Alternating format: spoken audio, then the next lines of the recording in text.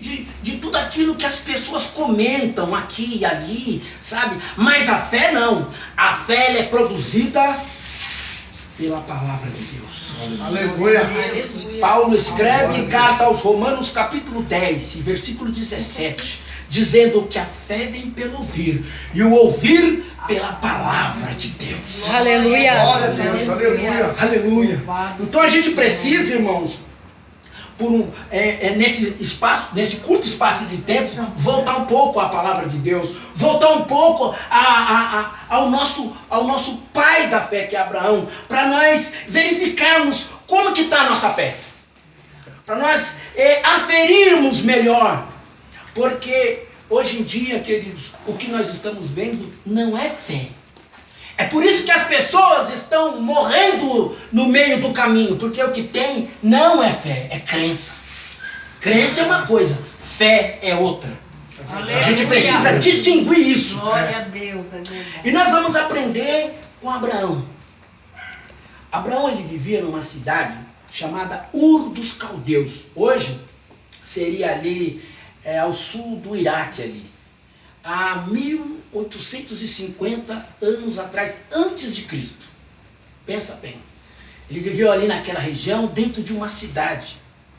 E essa cidade, o que marcava essa cidade, era que era uma cidade dominada pelos ídolos. Os irmãos vão entender qual a necessidade de a gente voltar ao chamado de Abraão, porque ele é o pai da fé. Os irmãos vão entender porque quando Deus chamou Abraão, ele estava lá em Ur dos Caldeus, numa cidade dominada pelos ídolos. Olha que interessante. Os ídolos é que dominava aquela cidade. Os ídolos são as formas de exploração, de manipulação que determina como deve ser a vida das pessoas. E as pessoas ali, elas se submetem de modo conformista ao regime da cidade. Fato é que o que vem a ser de fato ídolo? O que é idolatria? A gente precisa entender qual é o maior problema da humanidade. É justamente esse, a idolatria. E a idolatria, ela é, na verdade, a idolatria é uma forma que as pessoas buscam valorizando coisas, objetos e pessoas ao invés de Deus. Essa é a loucura humana. Esse é um fenômeno que faz com que as pessoas construam uma cidade baseada na autossuficiência, baseada na idolatria. E o que é de fato, eu vou tentar explicar para vocês o que é de fato idolatria. Idolatria é o homem simplesmente negando Deus e procurando viver segundo aquilo que satisfaz a sua vida. Então o risco de cair na idolatria é muito fácil. Não estamos falando simplesmente de um objeto parecendo ser um Deus. Não. Isso também é idolatria. Mas a idolatria é mais do que isso. É quando as pessoas, elas dão importância para qualquer coisa na sua vida que não seja Deus. Então essa cidade está construída, foi construída uma cidade laica, uma cidade onde Deus perdeu relevância. Perdeu relevância. Então, estão construindo uma cidade na autossuficiência, uma cidade para ser rica, e para ser uma cidade rica, eles investem na força militar, na corrida armamentista. Para ser uma cidade rica e ser um império, uma potência, é preciso então investir pesado nessas coisas. Então os homens partem para para competição, para rivalidade. Os homens partem para construir um sistema e para proteger todos esses sistemas, eles precisam de explorar, de gerar um sistema que gera conflito, que gera violência mútua. Então, viver nessa cidade é uma coisa impossível de se ter uma experiência com Deus. Então, veja bem, Abraão, Deus chama Abraão para sair da cidade. A Bíblia diz: Abraão, sai desta terra, da tua parentela e da casa do teu pai, e vai para uma terra que eu vou te mostrar.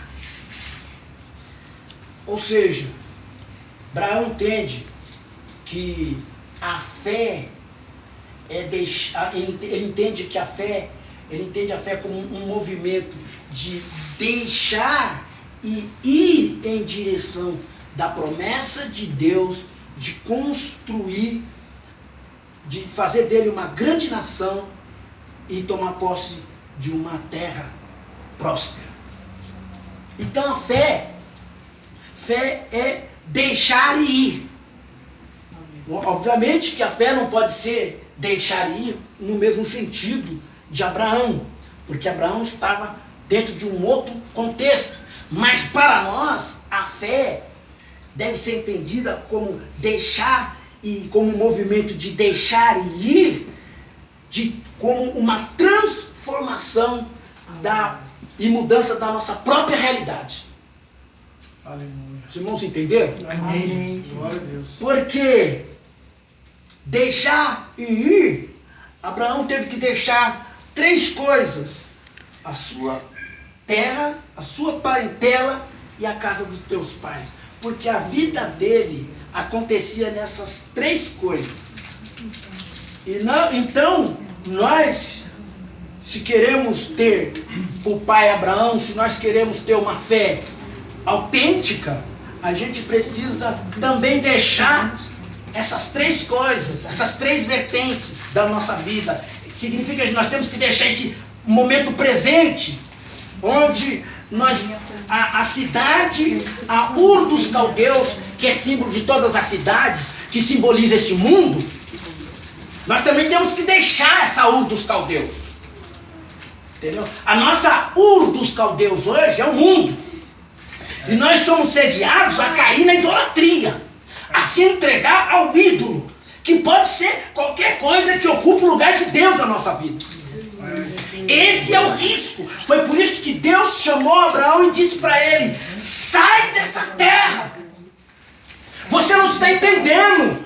O chamado de Deus era para ele deixar a Ur dos Caldeus, e nós estamos correndo o mesmo risco, apesar de que o nosso deixar e ir não é geográfico, mas é o deixar e ir buscando a nossa transformação e mudança da nossa realidade. Oh, aleluia. Essa é a verdade que nós estamos precisando. E a fé então acontece.